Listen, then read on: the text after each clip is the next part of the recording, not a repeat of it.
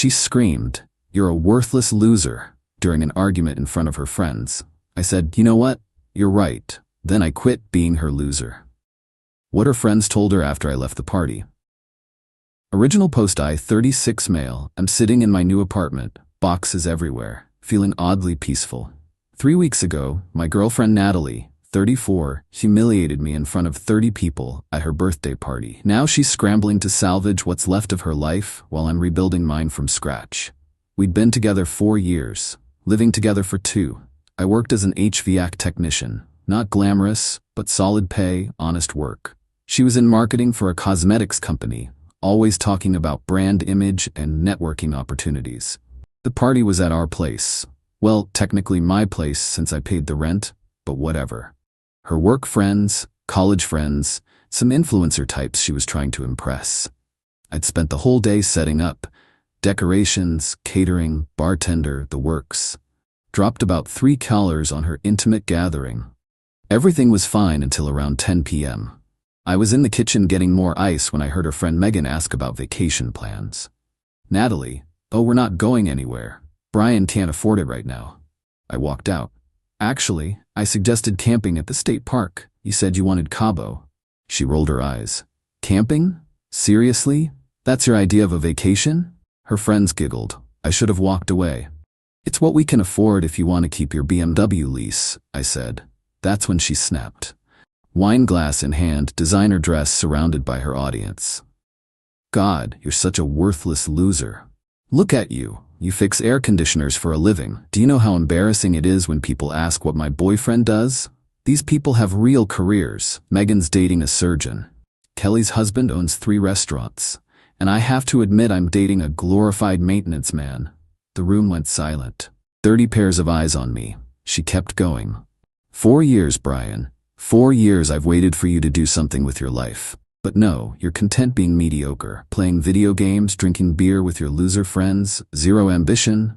You're dragging me down." I stood there feeling something inside me just break. Not like heartbreak, more like chains snapping. "You know what?" I said quietly. "You're absolutely right." She blinked, surprised. "What?" "You're right. I am a worthless loser. To you." I walked to the bedroom, grabbed my phone, wallet, and keys. "Where are you going?" she called after me. "To stop being your loser." I left. Behind me I heard her yell, "Don't be dramatic. Brian, Brian." I didn't look back. Update 1. Spent that night at my buddy Trevor's place. He didn't ask questions, just handed me a beer and set up the couch. Woke up Sunday morning to 62 missed calls and a tsunami of texts from Natalie. "Baby, come home. I was drunk. I didn't mean it. We need to talk. This is stupid. You're overreacting. Answer your phone. You can't just leave me."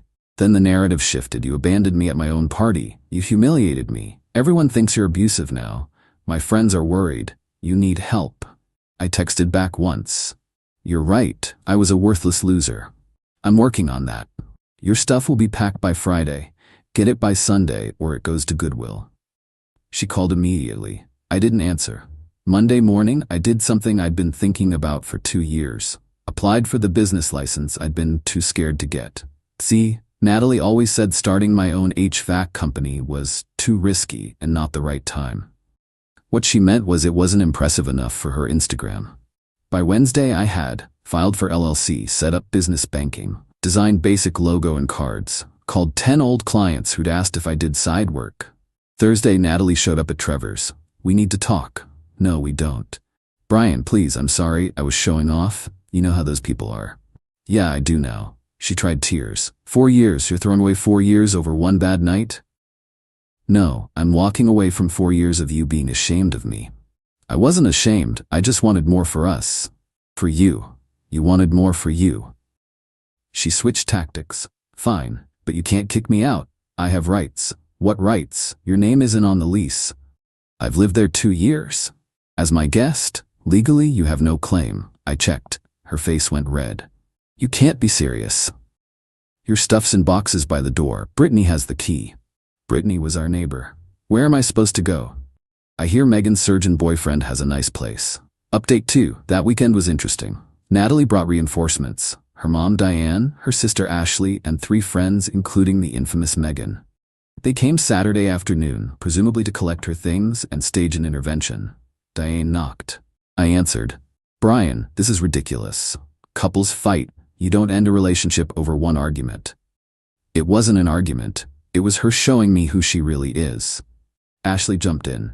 She was drunk. People say things they don't mean. Drunk words are sober thoughts. Megan, the surgeon's girlfriend, decided to chime in. "You're being really immature about this. Natalie deserves better." I actually laughed. "You're right again. She does deserve better than a worthless loser, so I'm giving her the opportunity to find it." They collected the boxes while Natalie supervised, making sure to mention everything I'd stolen from her. "That's my coffee maker. That you bought with my credit card? Sure, take it. The TV is mine. Here's the receipt from Best Buy. My name, my card. Nice try." She got desperate. "Half this furniture is mine." "You mean the furniture I bought before we met?" Interesting legal theory. As they were leaving, she played her last card. "I'm pregnant." Everyone froze. Even her mom looked shocked. "No, you're not," I said calmly. "How would you know?" "Because you had your period last week, unless you're claiming immaculate conception." Her friends exchanged glances. She'd been caught in the lie. "Also," I continued, "you might want to check your math.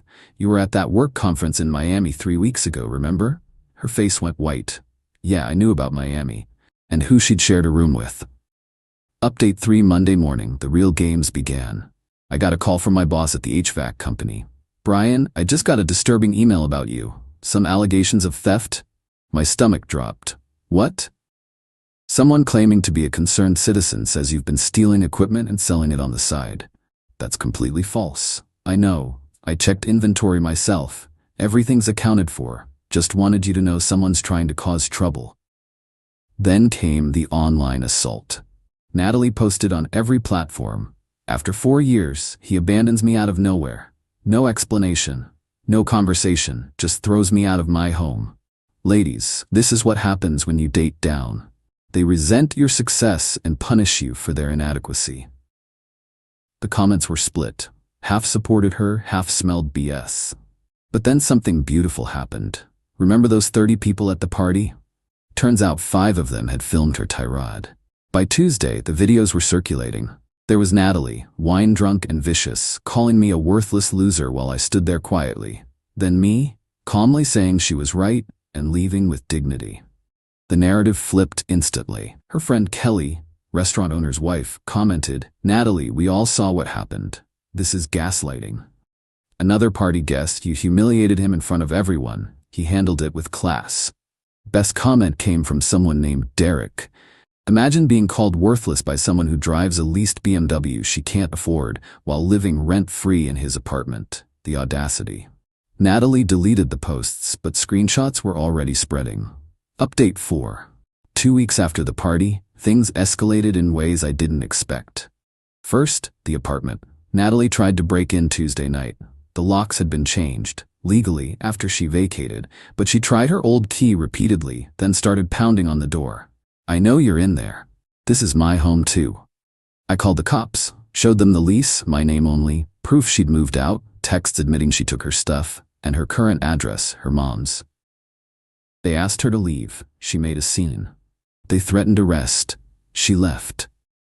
Wednesday, I get a letter from a lawyer. She's demanding $15,000 for unlawful eviction, $8,000 for emotional distress, half the value of everything in the apartment, 2 years of retroactive rent credit for the rent she didn't pay. My lawyer, Trevor's cousin, did it for beer money, laughed his ass off. She has literally no case. She was a guest. She paid no rent. She has no claim to anything. This is desperation. He sent back a single-page response. My client declines your demands. Any further contact should be directed through counsel. P.S. We have video evidence of your client's verbal abuse and defamation. Thursday, Natalie's company called me. HR wanted to know if I'd be willing to discuss an incident involving one of their employees. Turns out, those party videos had made it to her workplace. Her boss saw her drunk, belligerent, and classist, talking about networking at what was clearly a party I'd paid for, while she berated me for being working class. Not a good look for someone in marketing who's supposed to represent their inclusive, empowering cosmetics brand. I told HR I had no comment. but wouldn't object if they wanted copies of the videos for their records. They thanked me professionally. Friday, she showed up at my work. "You got me fired." "No, you got yourself fired." Those were private videos. From a party with 30 people, that's not private, that's public humiliation. She was crying now. Actual tears, not manipulation tears. "Brian, I'm sorry. I'm so sorry. I screwed up everything. I lost my job, my apartment, my car." "Your car? I can't afford the lease without you." I felt bad for a second, then remembered her words, "worthless loser." Sounds like a you problem. Update 5. 3 weeks after the party, my life versus her life. Me, started my own HVAC business, BT Climate Control. The BT stands for better than, but only Trevor knows that. Already had 4 clients from word of mouth. Kept the apartment, redecorated without her live laugh love garbage. Sleeping better than I had in years. Lost 10 pounds from not eating her toxic fancy dinners. Her, via the gossip network. Fired from cosmetics company for conduct unbecoming. BMW repossessed, living with her mom, trying to become an influencer. Her Instagram has 847 followers. Posted a tearful apology video that got roasted in the comments. Then came the plot twist. Her friend Megan, the one dating the surgeon, she DM'd me. "Hey Brian, you probably hate me, but I wanted to say something. After you left that night, we all talked. Natalie spent 2 hours trashing you, but the more she talked, the more we realized you were the one keeping her afloat. She admitted you paid for everything while she spent her salary on clothes and trips. We called her out. She got defensive and nasty with us too. Called me a gold-digging nurse when I'm actually a pediatric resident. Called Kelly's husband's restaurants overpriced trash. She showed her true colors. You dodged a bullet." I replied, "Thanks for letting me know." She responded, "Also, my boyfriend's practice needs a new HVAC system installed. Interested?" That job alone would cover 3 months of expenses. Update 6. Last week, 1 month after the party, everything came to a head. Natalie had been spiraling on social media. Posted old couple photos with captions like, "Remember when you promised forever?" and "A real man doesn't abandon his family." Family? We didn't have kids, unless she counted her purse collection. Tuesday, I get a call from an unknown number. "Is this Brian?" "Who's asking?" "This is James from Miami. The conference guy, the one she'd shared a room with. I'm listening." "Look, man, I just wanted you to know, nothing happened in Miami." "Okay? No, I mean, she wanted something to happen. She was all over me. Told me you two were basically done, that you were financially abusive, controlling. But when I Googled you to make sure you weren't some psycho who'd come after me, I found her Instagram.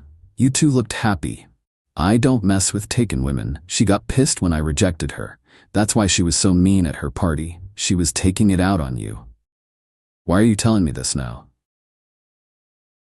"Because she's been calling my company trying to get me fired, claiming I harassed her in Miami. My boss knows it's BS, but I wanted you to know what kind of person she is." "I know exactly what kind of person she is."